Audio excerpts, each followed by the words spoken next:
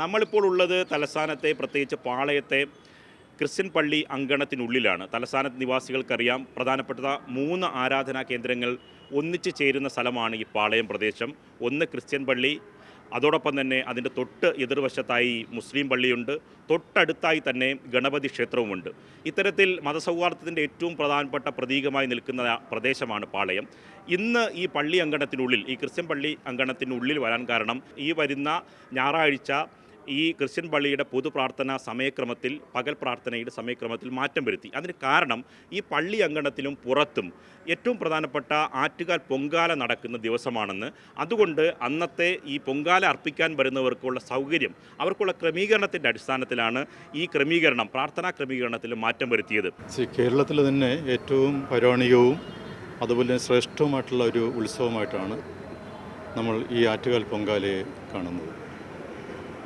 ആറ്റുകാൽ പൊങ്കാല എന്ന് ലോകത്തിൽ തന്നെ അറിയപ്പെടുന്ന ഒരു ഉത്സവമായിട്ട് മാറിയിട്ടുണ്ട്. കാരണം ഗിന്നസ് ബുക്ക് ഓഫ് വേൾഡ് റെക്കോർഡ്സിൽ തന്നെ ഇടം നേടിയപ്പോൾ അത് ലോകം മുഴുവൻ അറിയപ്പെട്ട ഒരു ഉത്സവമായിട്ട് മാറിക്കഴിഞ്ഞു. 97 തന്നെ 1.5 ദശലക്ഷം ആൾക്കാരാണ് ഇതിൽ പങ്കെടുത്തതെന്ന് മനസ്സിലാകുന്നത്. അത് 2009 ആയപ്പോൾ 2.5 ദശലക്ഷമായി, ഇപ്പോൾ അതിലും കൂടിക്കൊണ്ടിരിക്കുന്നതാണ്. അപ്പോൾ ഇത്രയും ആൾക്കാർ നമ്മുടെ പല സംസ്ഥാനത്തു നിന്നും ഇവിടെ എത്തി, പ്രത്യേകിച്ചും കേരളത്തിലും തമിഴ്നാട്ടിലെ പല ഭാഗത്തു നിന്നും ഇവിടെ എത്തുന്നു. അതുപോലെ തന്നെ ഉത്തരേന്ത്യയിൽ നിന്ന് തന്നെ ആൾക്കാർ ഇവിടെ എത്തുന്നതായിട്ട് ഞങ്ങൾ അറിയുന്നുണ്ട്.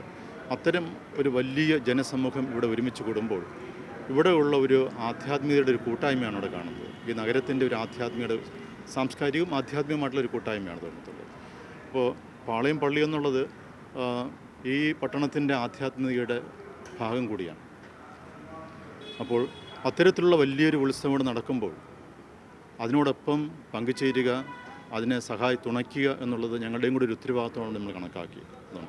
അതുകൊണ്ടാണ് പള്ളി കൗൺസിൽ ചർച്ച ചെയ്തു, ഞങ്ങൾ ജനറൽ ബോഡിയിൽ ചർച്ച ചെയ്തിട്ട് ആൾക്കാർക്ക്, എത്തുന്ന ഭക്തരുടെ അവരുടെ അന്നത്തെ ആചാരങ്ങൾക്ക് എന്തെല്ലാം രീതിയിൽ നമുക്കൊരു സഹായം ചെയ്തു കൊടുക്കാമോ അത് ചെയ്തു കൊടുക്കുക എന്നുള്ള തീരുമാനത്തിലാണ് നമ്മൾ എത്തിയത്. അതുകൊണ്ടാണ് അന്നുള്ള രാവിലെ 5:45 ദീപബലി അതുപോലെ നടക്കും, 7-നുള്ളതും അതുപോലെ നടക്കും, 8:45 ഞങ്ങൾ 8:30 ആക്കുകയും പിന്നെ തുടർന്ന് വരുന്ന 10 മണിക്കുള്ളതും അന്നത്തെ മതബോധന ക്ലാസ്സുകളും മാറ്റിവെച്ചുകൊണ്ട് 10 മണിക്കുള്ള ദീപബലിയും ആ ക്ലാസ്സും, അതുപോലെ തന്നെ 3:30 ദീപബലിയും മാറ്റിവെച്ചിട്ടുണ്ട്. അതുപോലെ തന്നെ ഇവിടെ ഈ അങ്കണം നമ്മൾ അവിടെ അന്ന് പൊങ്കാലയ്ക്ക് എത്തുന്ന ആൾക്കാർക്കായിട്ട് തുറന്നു കൊടുക്കുക, ഞങ്ങളുടെ ഒരു ഹോളും തുറന്നു കൊടുക്കുകയാണ്. കുടിവെള്ളം, അതുപോലെ തന്നെ സംഭാരം, ഇങ്ങനെയുള്ള കാര്യങ്ങളൊക്കെ ഒരുക്കി അവർക്കുള്ള കാര്യങ്ങൾ ഒരുക്കുന്നുണ്ട്. അത് സഹായികളായിട്ട് ഇവിടെ ഒരുപാട് ആൾക്കാർ, പള്ളിയുടെ ആൾക്കാർ തന്നെ ഉണ്ടാകും.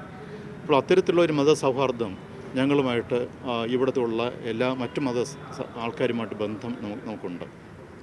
അതുപോലെ തന്നെ ഞങ്ങൾ ചെയ്യുന്നത് പോലെ തന്നെയാണ് ഞങ്ങൾ തൊട്ടടുത്തുള്ള ജുമാ മസ്ജിദിലെ ആൾക്കാരും ചെയ്യുന്നുള്ളതാണ് നമ്മൾ മനസ്സിലാക്കുന്നുണ്ട്. ആ രീതിയിലൊരു കൂട്ടായ ബന്ധം ഇവിടെ നിലനിൽപ്പുണ്ട്. ഞങ്ങൾ ക്രിസ്മസ് ആയപ്പോഴും ഞാനും ഇവിടെ ഗണപതി ക്ഷേത്രത്തിലെ ആ പൂജാരിയെ കണ്ട് കേക്ക് കൊടുക്കാൻ പോയിരുന്നു. അതുപോലെ തന്നെ ജുമാ മസ്ജിദിൽ ആൾക്കാർ കേക്ക് കൊടുക്കാൻ പോയിരുന്നു.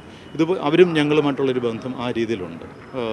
മനുഷ്യൻ ആത്യന്തികമായിട്ട് എല്ലാം ഒരു സ്ഥലത്തോട്ടാണ് യാത്ര ചെയ്യുന്നത്, ഒരു പരമ്പരയിലോട്ടാണ് യാത്ര ചെയ്യുന്നത്.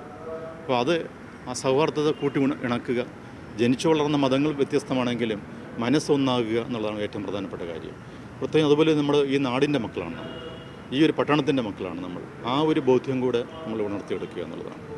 അതിലൂടെ മറ്റ് പല ഭിന്നതകളിലൂടെ നമുക്ക് നഷ്ടപ്പെട്ടു പോകുന്ന സൗഹാർദ്ദങ്ങളെയും നന്മകളെയും വീണ്ടും ഇത്തരം ഒരു ആധ്യാത്മിക അടിത്തറയിൽ നിന്നുകൊണ്ട് ഇണക്കിയെടുക്കാൻ, അതൊന്നുകൂടെ പുനഃസൃഷ്ടിച്ചെടുക്കാൻ നമുക്ക് സാധിക്കുന്നുള്ളതാണ്. തീർച്ചയായും പാളയം ക്രിസ്ത്യൻ പള്ളിയുടെ വികാരിയായിട്ടുള്ള ഫാദർ വിൽഫ്രഡാണ് ഇത് സംബന്ധിച്ച വിശദീകരണം നൽകിയത്. ഏത് തരത്തിലുള്ള അസ്വസ്ഥത ബോധപൂർവം സൃഷ്ടിക്കാൻ ആര് തന്നെ ശ്രമിച്ചിരുന്നാലും ഇതിനെല്ലാം അതിജീവിക്കുന്ന മതമൈത്രിയുടെ ഒരുമ തന്നെയാണ് കേരളം വിളിച്ചോതുന്നത്. ഏറ്റവും വലിയ ഉദാഹരണം തന്നെയാണ് ആ പാളയം ക്രിസ്ത്യൻ പള്ളി എടുത്ത ഈ നിലപാടിൽ നിന്ന് നാം മനസ്സിലാക്കേണ്ടത്. ക്യാമറാമാൻ ബിച്ചു പൂവച്ചലിനൊപ്പം നിർഭൻ ചക്രവർത്തി, കൈരളി ന്യൂസ്, തിരുവനന്തപുരം.